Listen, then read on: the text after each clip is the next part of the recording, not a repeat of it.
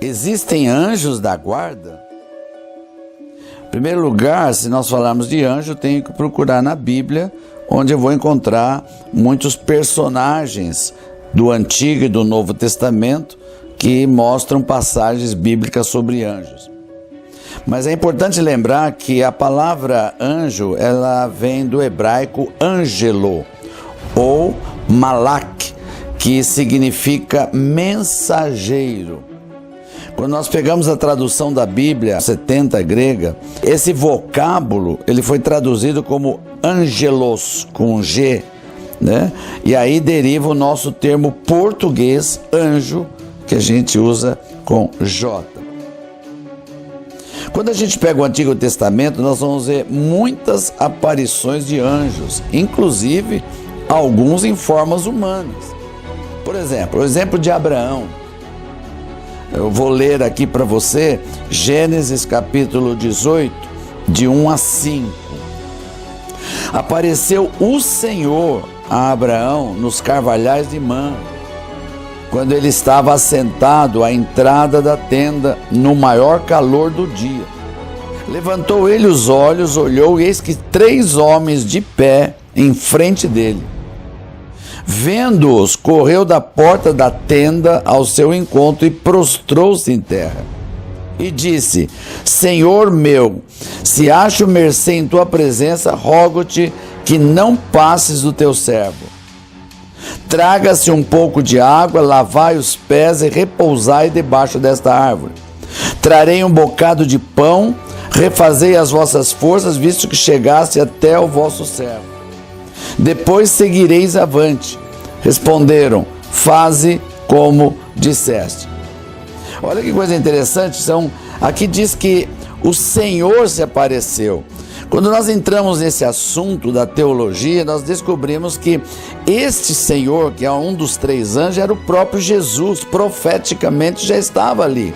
Era o encontro com Jesus. E quando nós falamos que um dos anjos representa, que é o próprio Jesus ou o próprio Deus, na teologia isso é conhecido com a palavra de teofania. E o que é uma teofania? Teofania é a manifestação visível do próprio Deus no Antigo Testamento. Aparecia dessa forma. A palavra teofania tem origem na combinação de 2 palavras gregas, Theos, T-H-E-O-S, que significa Deus, e Painein, que é P-H-A-I-N-E-I-N, que significa mostrar ou manifestar. Portanto, literalmente, teofania significa manifestação de Deus. O Antigo Testamento registra alguns casos de teofania. Todos eles aconteceram em momentos decisivos da história da redenção, quando o próprio Deus resolveu deixar-se ser visto por alguém, porque tinha um objetivo, que ele precisava comunicar a sua vontade àquela pessoa. Por exemplo, um caso muito interessante de Deus querendo mostrar a sua vontade e usou a teofania, ou seja, um anjo para representá-lo, ou seja, ele mesmo, que é o caso dos pais de Sansão. E a profecia, a palavra que veio para os pais de Sansão no livro de Juízes, capítulo 13, o verso de 2 a 6, olha que história interessante e presta atenção nisso. Senhor, esta é uma expressão muito característica da teofania. Apareceu o anjo do Senhor a esta mulher e lhe disse: eis que és estéril e nunca tiveste filho, porém conceberás e darás à luz um filho. Agora, pois, guarda-te, não bebas vinho ou bebida forte, nem comas coisas imundas, porque eis que tu conceberás e darás à luz um filho, sobre cuja cabeça não passará navalha. Porquanto o menino será nazireu, consagrado a Deus desde o ventre da sua mãe. E ele começará a livrar a Israel do poder dos filisteus. Então a mulher teofania, quando é o próprio Deus ou Jesus aparecendo em forma de anjo no Antigo Testamento, uma vez que Jesus não tinha vindo ainda desse mundo em carne, E aí você descobre outros textos que são anjos mesmos, anjos enviados por Deus. Eu quero dar um exemplo dos anjos que Deus enviou. É o caso de Ló em Sodoma e Gomorra. Então nós vamos ler o texto para que você entenda em Gênesis 19, verso 1.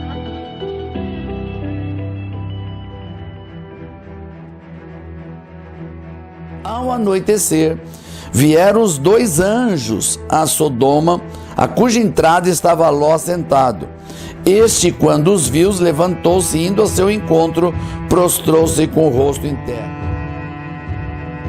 Quando a gente analisa a história de Ló, e você conhece essa história, você descobre que eram 2 anjos, que inclusive foram para dentro da casa dele, pousaram na casa dele aquela noite, e no dia seguinte retiraram Ló e a sua família de lá, porque ia haver uma grande destruição, e realmente aconteceu sobre Sodoma e Gomorra.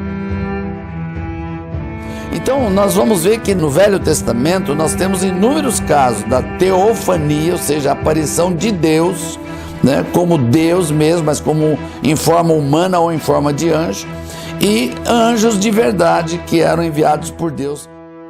Por que nós estamos falando esse assunto? Por causa dessa afirmação, anjo da guarda. Onde que está o texto bíblico que mais se apegam para falar em anjo da guarda? Nós vamos descobrir isso no Salmo 34, verso 7. O anjo do Senhor acampa-se ao redor dos que o temem e os livra. Então pegam esse texto e dizem, tá vendo? O anjo está ao redor das pessoas. É um anjo específico. Mas aqui é exatamente a teofania. Aqui não é anjo, aqui é o próprio Jesus. Porque Deus, Jesus e o Espírito Santo é uma coisa só, uma trindade, uma pessoa única. E Ele é onipresente, Ele está em todos os lugares. Então quando a Bíblia diz, o anjo do Senhor acampa-se ao redor dos que o temem e os livra, está falando do próprio Jesus, o anjo do Senhor.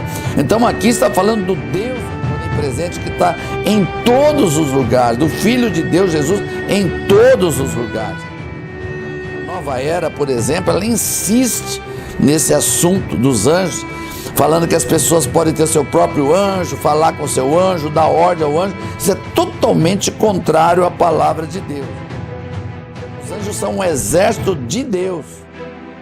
Eles são submissos à vontade de Deus. No Salmo 91, verso 11 e 12, diz assim: porque aos seus anjos dará ordens a teu respeito, para que te guardem em todos os teus caminhos. Eles te sustentarão nas tuas mãos. Então, o que eu deduzo aqui?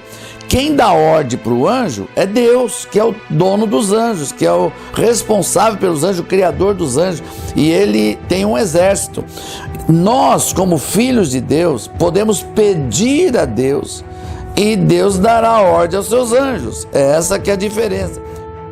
Nós não temos um anjo da guarda, nós temos todos os anjos que Deus mandar nos guardar.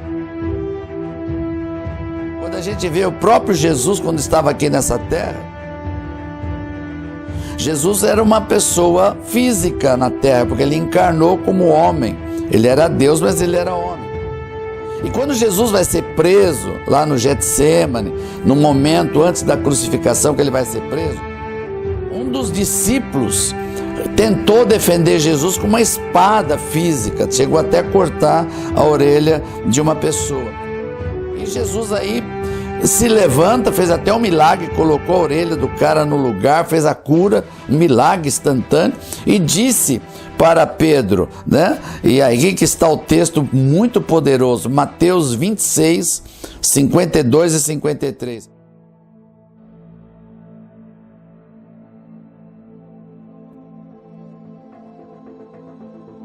Então Jesus lhe disse: embainha a tua espada, pois todos os que lançam mão da espada, a espada perecerão.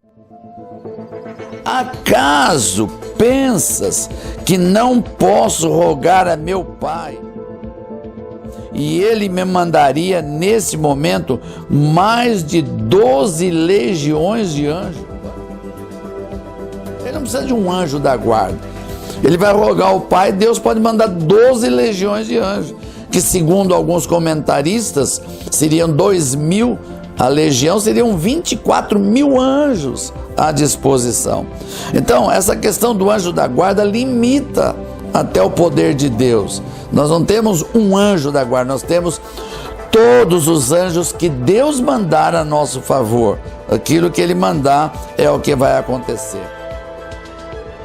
Então, o que os anjos fazem? Qual é o serviço dos anjos? A Bíblia já responde no livro de Hebreus, capítulo 1, verso 13 e 14. Aqui está a resposta final. O que são os anjos e o que eles fazem? Ora, a qual dos anjos jamais disse: assenta-te à minha direita, até que eu ponha os teus inimigos por estrado dos teus pés? Não são todos eles espíritos ministradores, enviados para serviço a favor dos que hão de herdar a salvação? Então, os anjos trabalham especificamente para os filhos de Deus, aqueles que aceitaram Jesus como Senhor da sua vida, se tornaram filhos de Deus. Esses têm anjos a seu serviço, enviados pelo Deus Pai, para proteger os seus filhos. Ministrador significa a serviço, qualquer coisa. O que for necessário, eles podem fazer desde que o Pai dê ordem para eles. Eu quero terminar com uma experiência que eu tive particular, muito interessante sobre anjos. No ano de 2001, quando as torres caíram lá nos Estados Unidos, eu e minha esposa estávamos lá. E aquela semana foi uma semana muito terrível, porque fechou tudo, os Estados Unidos ficou uma coisa que nunca vi igual. Fechou aeroportos internos, externos e assim por diante.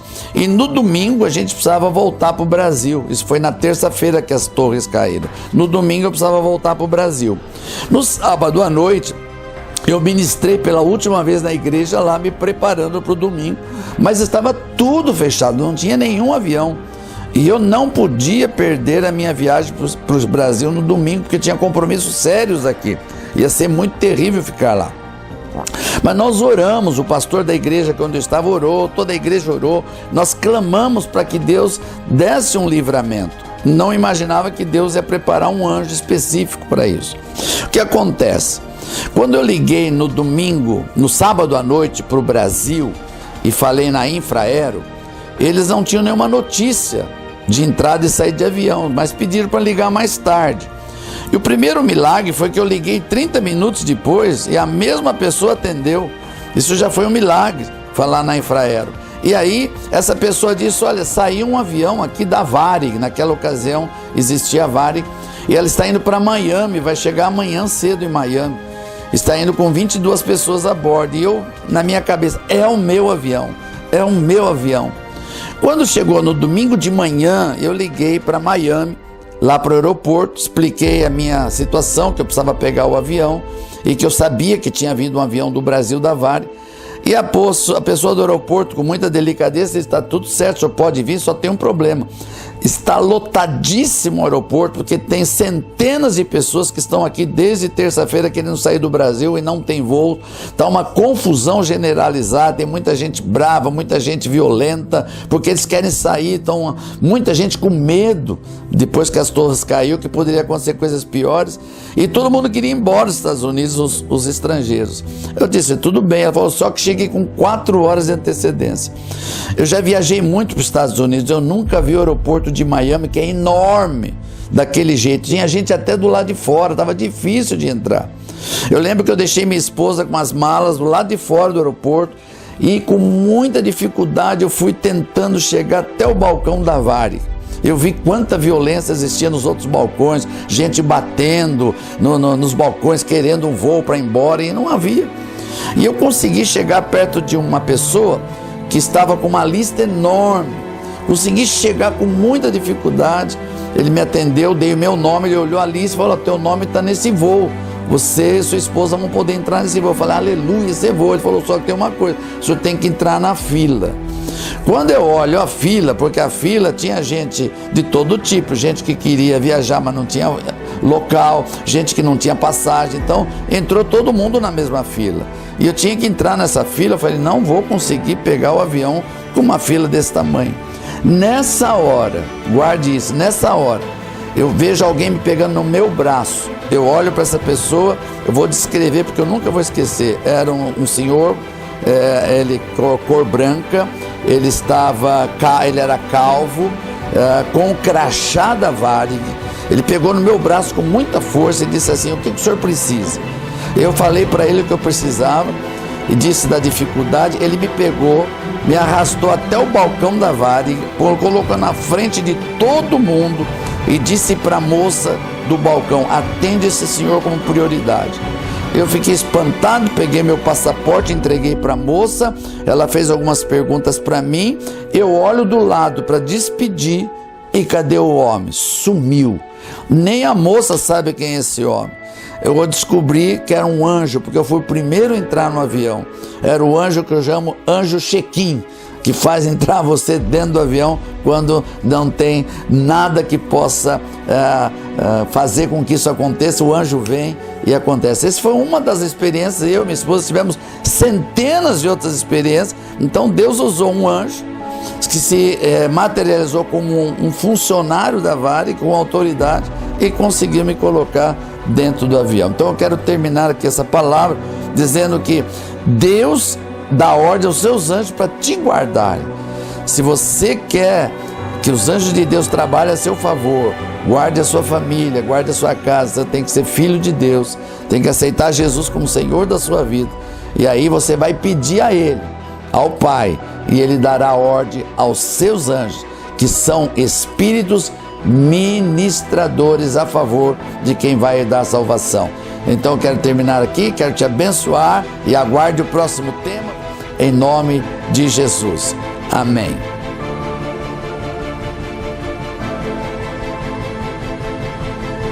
Levanta Moisés para salvar o povo. Deus teve que trazer juízo primeiro. Guarde isso que eu estou dizendo. Toda vez que vai haver um grande livramento, e nós estamos às vésperas de um grande avivamento, aleluia. Nós estamos às vésperas da maior colheita que esse mundo já teve. E toda vez que há um avivamento, e toda vez que vai haver um grande livramento, algo vai acontecer, um juízo de Deus vem, para que os ímpios saibam que Deus continua reinando, aleluia.